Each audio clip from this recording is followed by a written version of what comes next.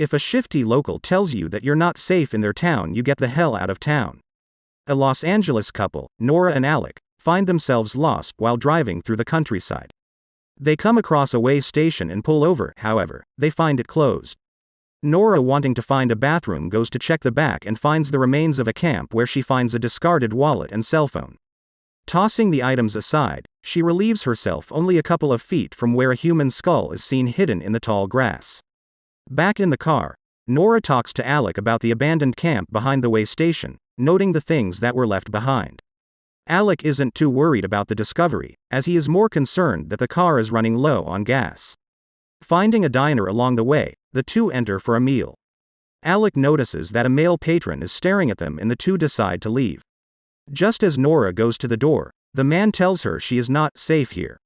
Nora shrugs off his warning and the couple leave the diner. Alec is concerned about the man, but Nora thinks he was just a weirdo.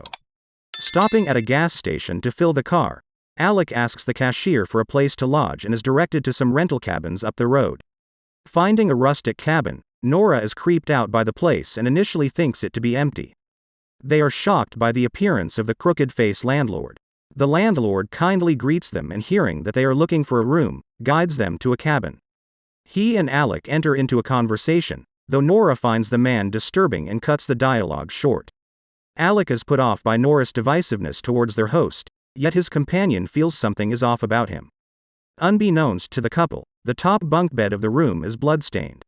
Nora soon awakens in a barn strapped to a chair with her legs parted. A rabbit-masked vet comes and proceeds to forcibly inseminate her.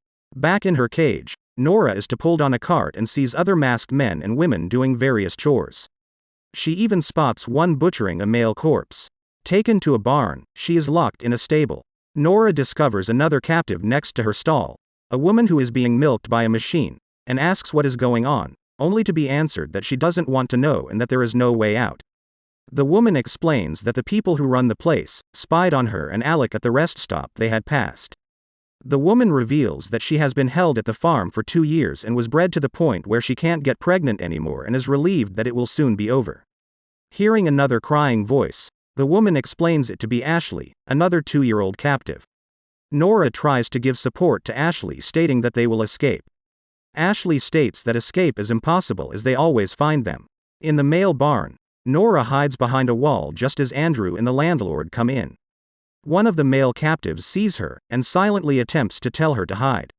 Nora quickly rushes to his cage and begs to know how to get off the farm.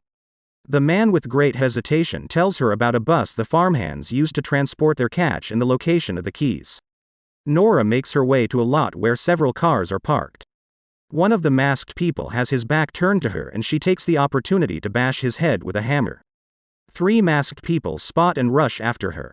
Nora gets in one of the cars and starts it, driving through the fence only for it to shortly run out of gas. She is chased through the grounds, eventually making her way back to the stables where she frees Ashley. The 2 women make their way to the bus only for it to have no keys. Nora goes to the house where the male prisoner stated it was, and enters through the window. Going back to the car, Nora and Ashley board the vehicle. The former tries to start the bus, however, the women find that the back of the bus is now filled with the masked people who have been waiting for them. Later, the masked people from the farm are seen gathered at a table, where 2 main dishes are presented. Nora and Ashley prepared like roast pigs with apples in their mouths.